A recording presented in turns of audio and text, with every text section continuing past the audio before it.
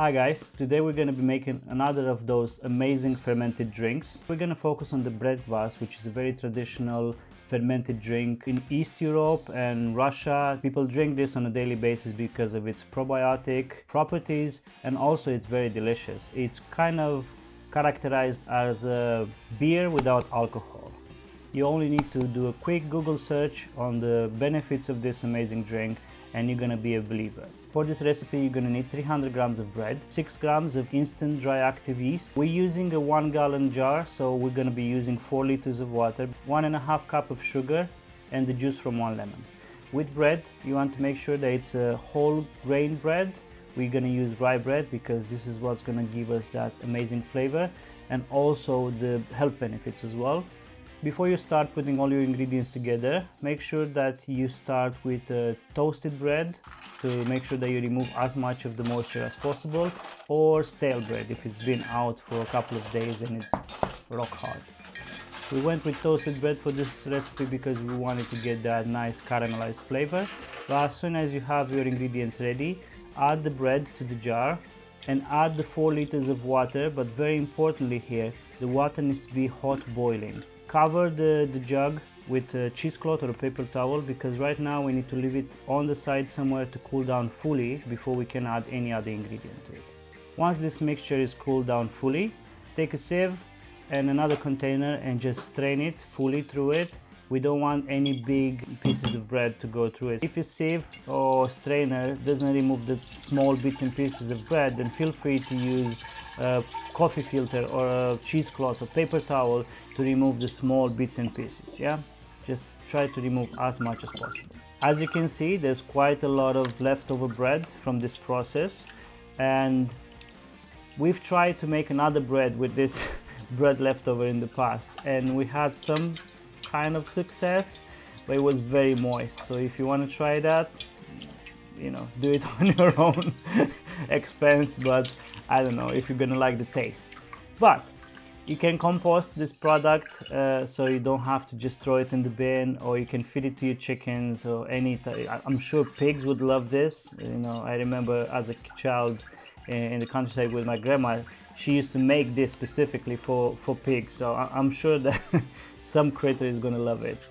Finally, once you're done with the filtering process, you can add your sugar, your yeast, and your lemon juice. If you don't have lemon squeezer or a juicer or something like that, and you do it the way I did it, in between my fingers, just make sure you don't drop any pits inside, because those pits are going to ferment and they're going to make your finished product quite bitter. And as you can see, we started with 4 liters of water, but now we're down to about 2.5 liters. This is because the bread has absorbed quite a lot of liquid, and it would take you many days to squeeze all of it out. But this concentrated product is going to be amazing. So 2.5 liters is really good. If you really want to get everything out of this process, you can use again a cheesecloth and use gravity by hanging this leftover bread in the cheesecloth to squeeze as much of the liquid out of it, because that liquid is good. It's kvass in the making. After you've added all your ingredients together in the liquid, put the lid on the jar and mix it together vigorously to make sure that all the ingredients are fully incorporated. And before you add it to your fermentation station, remove the lid and add again a cheesecloth or a paper towel on top of it, because we want to leave it open to the environment so all the nice and beneficial bacteria gets in and helps with the fermentation process. And also later on, they're going to eat the sugar in the kvass, creating the fizzy bubbles that we love in all of our fermented drinks. Decarbonation. Now, after a day or 24 hours, the mixture, the liquid, is going to be quite active. So it's very common to have about 1 centimeter of froth on top of it, a cream or white froth. Don't get scared, it's not mold, it's not anything, it's just the bacteria consuming the sugar and starting the fermentation process or creating that carbonation. So that's kind of your cue when the product is ready to get bottled. Now, because we didn't have any fermentation grade bottles available, because we're doing so many fermented drinks at the moment and they're all used, you can also use plastic bottles that have been used for carbonated drinks. I love to smell the product before I bottle it because I'm looking for cues if the product is spoiled. So if your kvass has a moldy smell or off-putting smell, then maybe something went wrong and you shouldn't use that product. What you're looking for is a sweet, bready, beer almost like yeasty smell. If that's what you have, then you're ready to bottle that product. But once it's bottled, you want to leave it room temperature for another day so that the bacteria and all the beneficial bugs inside are active and alive, and they start eating that sugar from inside, creating the carbonation.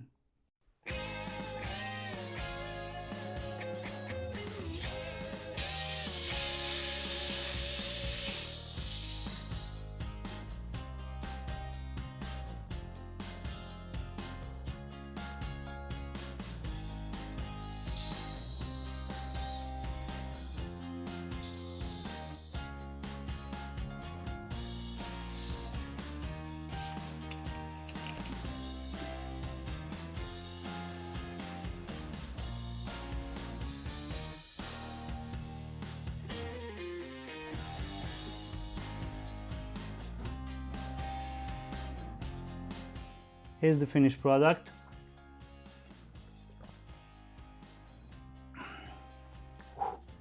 And it's very delicious. It's like a sweet beer, almost like a cider that you would have in the summertime. I think it's an acquired taste, but at the same time, if you want a good probiotic healthy drink that you can make at home any time of the year, I think you should give this a try. Now we kind of lost a bit of the carbonation because we used a big bottle like this. Looking back, I would say that it's better to use fermentation grade bottles like the half-liter ones, just because you would just open it and drink it straight away. Whereas in order for us to open this 2-liter bottle, we kind of lost a lot of the carbonation. It's good if you're gonna drink it straight away. So let's say you have some guests or something like that, and couple of people can go through this bottle in 10-15 minutes. But otherwise, I would advise you guys to bottle it in individual half-a-liter fermentation bottles to get the full fizziness of the product.